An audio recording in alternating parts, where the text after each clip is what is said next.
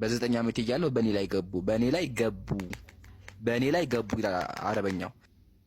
ይስ በመጨረሻ የ30 የወሲብ ጉልበት የወንድ የተሰጠው ነብያቸው በ56 ዓመቱ የ9 ዓመት ህፃን ልጅን ግንኙነት እንዳደረገ ሳዳት ከማል አምኗል። አዳምጡት። ክርስቲያኖች ሲናገሩ እንዳትፈሩ። በ6 ዓመቷ ታጨች፣ የ9 ዓመቷ ግንኙነት ፈጸመው። ማን?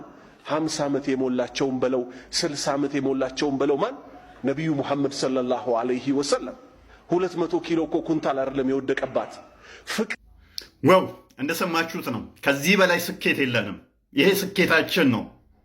ሽማግሌው የ56 ዓመቱ የ9 ዓመት ህፃን ልጅን በ6 ዓመት አግብቶ ወሲብ እንዳደረጋት ታምኗል ማለት ነው። ይሄንን ካደረግን ደግሞ ፍየል ምላስ 4 እግር እንደገና ደግሞ ወግድ ምን ይሉናል? አዳምጡት። ከነቢያችን ጋር የግብረ ሥጋ ግንኙነት አድርገዋል በ9 ዓመቷ የሚል ሐዲስ አመጣ። እንደዛ ይልም ሐዲሱን እናንብበው መጀመሪያ። ሱነን አቢ ዳውድ 21 እንደዚህ ይላል። አይሻ ረዲየላሁ ዐንሃ እንደዚህ አለች።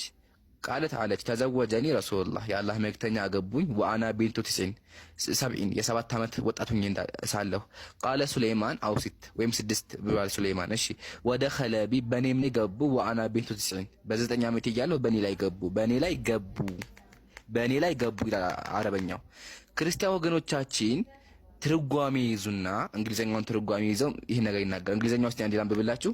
he had intercourse with me when I was 9 years old አለች በእንግሊዘኛው እና አለ he had intercourse with me ከኔ ጋር የግብረ ሥጋ ግንኙነት አድርገዋል። እንግሊዘኛው እንደዛ ይላል። ኦኬ መጀመሪያ ግን አረበኛው ይላል እንደሚለው ነገር እንመለከት። ከዛ ወደ እንግሊዘኛው እናልፋለን። አረበኛውን ስንመለከተው ወደ ኸለቢ በእኔ ላይ ገቡ አለች። ምን ማለት ፈልጋ ነው አይሻ? ረሱል ሰለላሁ ዐለይሂ ወሰለም አይሻን በ6 ዓመቷ ነው ያገቧት፣ ግን ለመድረስ የደረሱባት በ9 ዓመቷ ነው።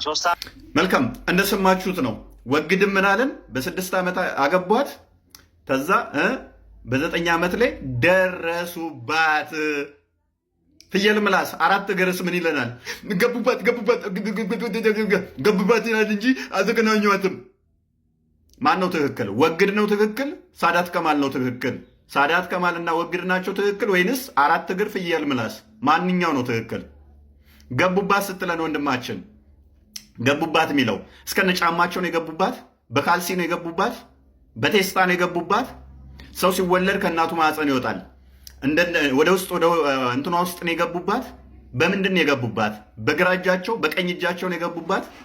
እስከነ ልብሳቸው ነው የገቡባት? እንዴት ነው የገቡባት? እሱም ብታራራልን።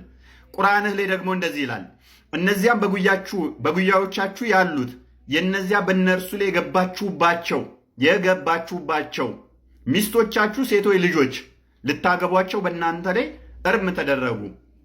ያንተ ሚስትህ ከገባህባት ሴት ልጇ ልታገባት በአንተ ላይ እርም ተደረገ ይላል።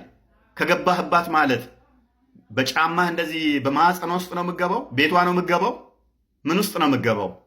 እሺ እንደዚህ ይላል። ቀጥሎ ደግሞ በእነርሱ ላይ በሚስቶቻችሁ ያልገባችሁባቸው ብትሆኑ በፈታችኋቸው ጊዜ ሴቶች ልጆቻቸውን ብታገቡ በእናንተ ላይ ኃጢአት የለባቸውም ይላል።